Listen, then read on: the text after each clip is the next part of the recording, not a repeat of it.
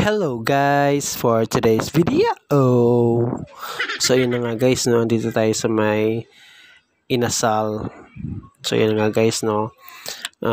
Gutom tayo eh. So kain tayo ng inasal guys. So nag-prepare lang tayo guys ng sausawan. Then let's eat.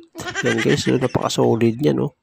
Napaka-solid, napaka-yummy, napaka-juicy, napaka-crunchy ng balat niyan, guys. Guys, so sarap niyan, no? Tapos sausaw mo sa sausawan na napaka-solid din ang sausawan. Tapos may ano pa yan, guys, yung may parang may chicken oil pa yan na bulbura mo ng chicken oil, napaka-solid yan, guys. Tapos sigop tayo ng sabaw niyan, guys. Titikman natin sabaw, napaka-solid, napaka-asim. Guys, napaka-solid yan, guys. Yan, no. Napaka-solid yan, napaka-juicy ng loob niyan, guys. Yan, tapos katamang kain lang tayo dyan, guys, kasi nagugutom nga tayo. So tara guys, if you want to join me, let's eat. Napaka-solid ng kanilang guys. Napaka-solid ng kanilang manok. Napaka-tender, juicy. Tapos smoky yung flavor niya, guys, no. Guys, yung in-order pa natin guys is pecho. Yan guys, napaka-solid niyan. Yan, no. Habang kumakain tayo guys is yan, no. Yun yung kanilang yung kanilang chicken oil, napaka-solid yan. Tapos lagay mo sa kanin, no. Napaka-solid yan. Tapos guys, hindi natin mawawala sa ating Andy rice. Yan si kuya, nagpa-refill natin tayo ng rice sa kanya.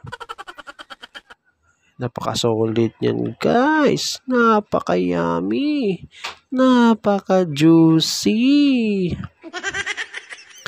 Sagad hanggang buto yan guys. Yung lasa nanunuot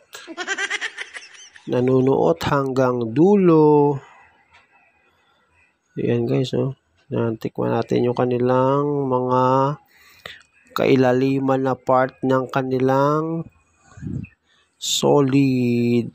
So yun na nga guys, tapos na tayo kumain ng rice with chicken. So tikman naman natin guys yung kanilang best seller na halo-halo. Yan, halo-halo lang natin guys. Yan, pagsama-samahin na natin lahat ng mga flavors, lahat ng mga ingredients para solid, para yummy, para juicy, para matikman talaga natin yung lahat ng mga kanilang mga toppings sa taas. Napaka-solid guys, napakalamig lang talaga. Napaka-solid yan, no. Yan, no. Napaka-solid, napaka-yummy, napaka-juicy. So yun na nga guys, if you like this video, subscribe, like, comment, and share. Thank you. Ingat.